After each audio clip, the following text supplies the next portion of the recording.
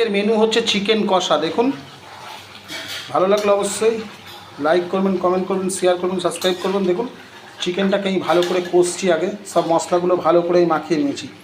মাখিয়ে নিয়ে কড়ার মধ্যে আলুটাকে ভালো করে ভেজে নিয়েছি, নিয়ে ভালো করে চিকেনটাকে দেখুন সুন্দর করে চিকেনটাকে কষে নিচ্ছি। দেখুন এত কি সুন্দর একটা কালার এসছে, দারুণ। ভালো লাগলে অবশ্যই চ্যানেলটাকে লাইক করবেন, কমেন্ট করবেন, শেয়ার করবেন, সাবস্ক্রাইব করবেন, আর আমার পাশে থাকবেন নিত্য নতুন ভিডিও পেতে। দেখুন মটনের মতো লাগছে চিকেনটা, কিন্তু এটা চিকেন মটনের মতো লাগছে। আর পিসগুলো আমি রেখেছি দেখুন, প্রতিটা পিস রেখেছি দেখুন একটু বড় সাইজ করে। আর আমি পিসটা নিয়েছি, আমি সগুনা চিকেন নিয়েছি। আর পিসটা দেখুন খাসির মাংসের মতো পিসটা দিয়ে তেল বেরিয়ে যাচ্ছে। আর পিসটা দেখুন এইভাবে যদি ঘোরানো যায় তো মনে হবে যেন মটন, কিন্তু এটা চিকেন।